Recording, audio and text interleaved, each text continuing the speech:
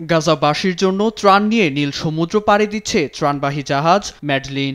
অলাভজনক সংস্থা freedom flotilla কোয়ালিয়েশন এফএফসির নেতৃত্বে ১ জুন কাতানিয়া সিসিলি থেকে গাজার উদ্দেশ্যে রওনা হয় জাহাজটি।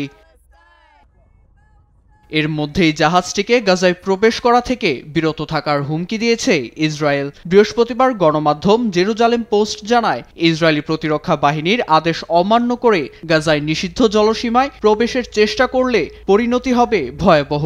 এমনকি সবাইকে আটক সহ আরও কঠোর পদক্ষেপ নেয়ার হুঁশিয়ারিও দেন প্রতিরক্ষা মন্ত্রী ইসরায়েল কাটজ।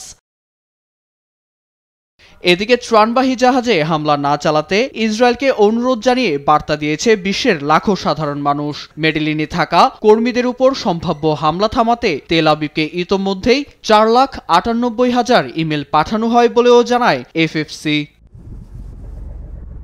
৯০ দিনেরও বেশি সময় ধরে ইসরায়েলের বাধায় অবরুদ্ধ গাজা উপত্যকা, যেখানে নেই খাবার, বিশুদ্ধ পানি ও জরুরি স্বাস্থ্য সরঞ্জাম। বন্ধ রয়েছে ত্রাণ সরবরাহ।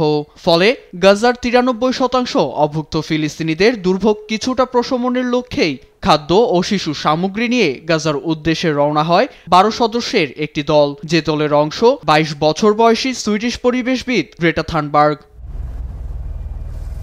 ৭ জুন উপত্যকায় পৌঁছাতে পারে জাহাজটি। গবেষণা সংস্থা ফরেনসিক আর্কিটেকচার ও জাহাজে থাকা গার্মিন লাইফ ট্র্যাকার ব্যবহার করে জাহাজটির গতিবিধির উপর নজর রাখছে এফএফসি। নীরব দাস, নিউজ ডেস্ক, দেশ টিভি।